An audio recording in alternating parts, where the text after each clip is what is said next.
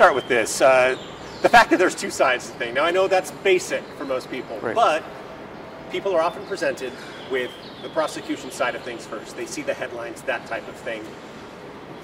Whether this is believable or a jury believes it is one thing, but this clearly lays out, wait a minute, we have answers for a lot of these things. Just talk about the fact there's another side to things. Right. No, there is another side. And our system is an adversarial system. The prosecutor accuses someone, and then you have a defense that says, wait a minute, there's another version of events. And some of the evidence is neutral, whether there was a text, a deleted text. If the prosecutor's arguing there's a deleted text, well, what's in that text? You don't know. And the defense is saying, well, there may not even be a text. We need to get the full forensics on that phone. So there is a back and forth in this case, for sure. Is that frustrating from a criminal defense attorney's point of view, how that side of things comes out last, so to speak? No, I mean, that's part of the process. Part of the process is the prosecutor gets to go first. The prosecutor gets to state their case when they charge someone. And then the defense gets to hit back and gets to give a full picture. And oftentimes, unfortunately, people's perceptions are locked in at what was said first. And then they're slow to understand, oh, wait a minute, there's more to this. There's more to what Kouri's friends say, what Eric's friends say. There's more evidence. Again, when the case was filed, were all the phones analyzed? There's more information that's going to come out, definitely. How closely have you been following this case? I'm kind of obsessed with it a little bit, but yeah, kind of very closely. So in looking over some of these documents, I believe they came out on Friday. Give me your general thoughts about sort of the response. Well, what's interesting is that the defense must feel confident in revealing their defense. So they are saying they're disputing the text messages that were deleted. They're disputing that Eric's friends were against Kouri. They're in fact saying that one of Eric's friends said Kouri would do nothing like this, and have the explanation for some of the things that are going on in the case. Some of the financial moves that were made may have been a result of marital strife. They were having difficulties, and he set up a trust during those times of difficulties. But at the time of his passing, they had a great relationship, and the defense is stating that. So they don't have to reveal their theory before a jury trial, but they are choosing to do that now. I think it's partly to get maybe the full and complete story out there, but they must feel confident that their story is not going to change, that this is what's happened, that our client is innocent, and it's very powerful to come out with that early on. Why does that move, getting things out there immediately, portray confidence? Because you don't have to make that move. You don't have to reveal your hand. You don't have to say this is what our defense is. The defendant never has to testify, never has to say why this happened, why this text message was here. You could just rely on the prosecutor not proving their case. But it feels as if the defense has their version. They want to clear things up even before trial. Since you've been following this case, before this came out, were you kind of thinking from that criminal defense attorney point of view, I wonder what they're going to say, I wonder what they're going to do? Right. More of the question was, how much are they going to reveal? How much are they going to fight to get her out?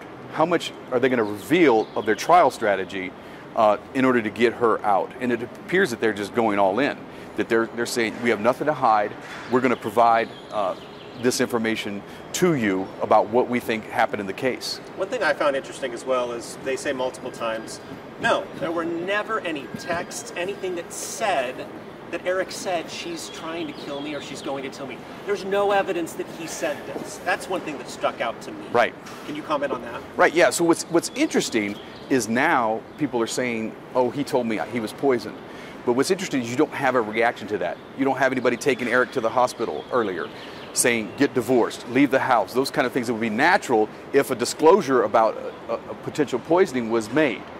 And so there is no text message, my understanding, no text messages saying, yes, I was poisoned, I got sick, and I feel that I was poisoned. So it's sort of hearsay. It's statements that people are making that may be unreliable. It's certainly less reliable than a text message, less reliable than a letter, less reliable than another written statement or some kind of statement that was preserved before his death. The fentanyl aspect of this, you were chatting before we started rolling. I will have you go into specifics. Give me your take on what these are telling you. Right, so unfortunately in society, a lot of people are using drugs, and a lot of people are using opiates. And they my understanding is she ordered Roxy's or oxycodone, and that came in fentanyl. So a lot of tablets are counterfeit. That she purchased, or the allegation is she purchased tablets, but they were counterfeit fentanyl. And so they didn't know that there was that proof in there that was stronger than it was supposed to be.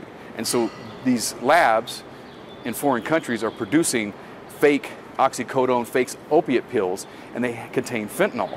So people take them, and it can have 5 times the legal limit, and you just die because of the manufacturing problems. Clayton, is there anything else you would want to say? Obviously, we don't have time to get into a ton of specifics in our story, so you kind of hit on the general things. Am I forgetting to ask you anything? Anything else you would want to say? About this is, no, I don't think so. I guess, what's the next step here? If you're the prosecution and you see this, can you get inside their minds for me? So the next step would be to present more evidence. If there's a dispute over deleted text, you can do forensics on a phone. The police have her phone. They can determine, did she delete that? And it wouldn't be deleted. It just goes to a section of your phone, and it will be rewritten over if you run out of storage. So the phone is there, and unless it's rewritten or erased in some way and damaged, usually through a fire or something like that, you can't erase that information. So they'll be able to, with the correct technique, determine if there was text messages and what those messages say. So essentially they're like, well, if we need to go find more evidence, then we will, or we'll try to do that, essentially. Yes, and in a murder case, what are you waiting on? You better go get that evidence right now. And especially, she's still facing charges that include death. So it's still a potential death penalty case. And that won't change until after the prelim. Can you say, at this point, knowing you've seen these, whether the prosecution has a strong case or not? Well, not guilty verdicts come when there's questions. You have to have proof beyond a reasonable doubt. When there are questions, that means not guilty verdict. And there are questions here. I think there's questions here.